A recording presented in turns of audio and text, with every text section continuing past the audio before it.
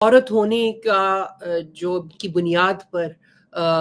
اس طرح کے حملے کرنا، اخلاقی حملے کرنا، وہ اصل میں ایک تو بہت آسان ہوتا ہے. It's an easy, very easy way of کسی کو بھی ذلیل اور ہیومیلیٹ کرنا، اور خاص طور پہ اگر اس میں کوئی عورت انوالو ہو خود. یعنی ایک تو یہ ہے نا کہ دو مردوں کا جھگڑا ہے، اس میں آپ جینڈر بیسڈ ان کی بہنوں، ان کی فیملی کی خواتین کے حوالے سے کریں، تو وہ بھی ایک بہت ہی پر اثر قسم کی اسٹریٹجی ہے، کیونکہ اس کا اثر بہت ہوتا ہے. لیکن جہاں پہ خود ایک عورت ایکٹیولی انوالوڈ ہو اس کانفلکٹ کے اندر، تو اس میں یعنی اس کانفلکٹ کی ایک پارٹی عورت ہو، تو اس میں تو یہ بہت ہی اکثیر نسخہ ہے کہ یہ اگر آپ یہ کریں گے تو ایک تو یہ ہے کہ عورتوں کو خاموش ہونا پڑتا ہے، بیک سیٹ لینی پڑتی ہے، وہ اس کو زیادہ بڑھاوا نہیں دیتی، کیونکہ کوئی بھی اخلاقی اگر الزام ہو یا انسینیویشن کی جائے مردوں کے خلاف، اس کا کچھ اور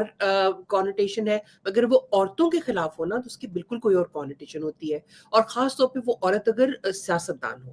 اب آپ دیکھیے، اگر کوئی خاتون ہو اور اس نے دو اپنے شوہروں کو طلاق دے چکی ہو اور تیسرے کے ساتھ شادی کی ہوئی ہو، اور ایک اس کا کوئی بچہ ہو جو کہ آؤٹ آف ویڈ لاک ہو، اور اسی کے سابق شوہر کے گھر میں پل رہا ہو، اور وہ عورت اس کو بچے کو ماننے سے بھی انکاری ہو، تو کیا وہ عورت پاکستان کی پرائم منسٹر بن سکتی ہے؟ میں آپ کو شرط نو لگا وے. کے کہہ سکتی ہوں کہ وہ پاکستان کی پرائم منسٹر تو کیا، وہ کسی ایک یونین کاؤنسل کا الیکشن بھی نہیں لڑ سکتی. اس کو کسی اسکول کی ہیڈ مسٹریس بھی نہیں بنایا جا سکتا. تو یہ میں نے مثال صرف اس لیے دی ہے کہ یہ آپ کے ذہن میں اور آپ کے دیکھنے والوں کے ذہن میں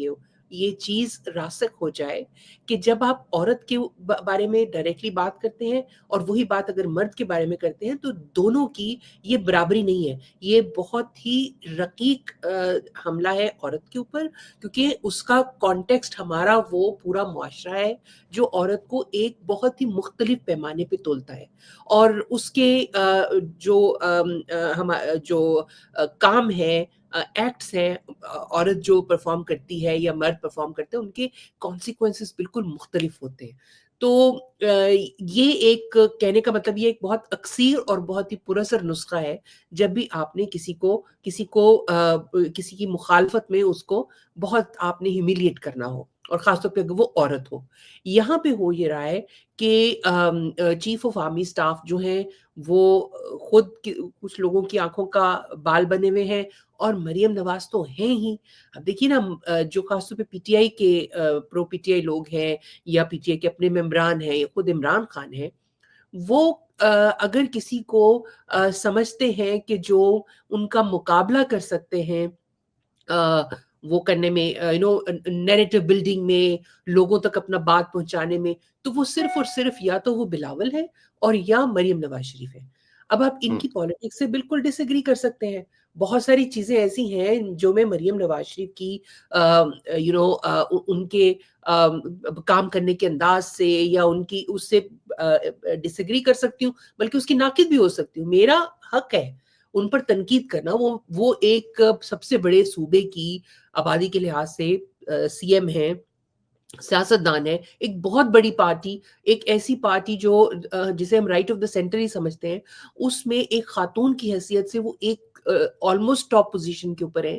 تو ان سے ظاہر ہے کہ امیدیں بھی بہت زیادہ ہوں گی، اور جب امیدیں ہوتی ہیں تو ڈس ایلوژنمنٹس بھی ہوتی ہیں، اور اس کی وجہ سے ہمارا ان پہ تنقید کرنا بالکل جائز ہے.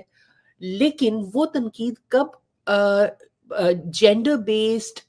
سلرز اور جینڈر بیسڈ جو ہے وہ انسلٹس کی شکل لے لے گی، اس کے اوپر میرا اس کے اوپر اعتراض ہے. اسی طرح سے چیف آف آرمی سٹاف کے خلاف بھی میں تو ہر وقت بات کرتی ہوں، کیونکہ وہ ان کے پاس پاور ہے، اور وہ ایسی پاور ہے جو کوئی اکاؤنٹیبلٹی بھی نہیں ہے. تو اس لیے ان کے اوپر تنقید کرنا تو سب سے، میں سمجھتی ہوں، کار ثواب ہے کہ کوئی بھی you have to speak truth to power. تو اگر آپ یہ کرتے ہیں تو آپ تو بہت بڑا جہاد کر رہے ہیں. تو میں یہ بالکل نہیں سمجھتی کہ ان پر تنقید ناجائز ہے یا نہیں ہو سکتی. تو ان دونوں پر تنقید ہو سکتی ہے، ہونی چاہیے، لیکن اس کی شکل کیا ہونی چاہیے، اس کا فیصلہ ہم نے کرنا ہے، اور جو ہم فیصلہ کریں گے اس سے ثابت ہوگا ہم کتنے مہذب ہیں.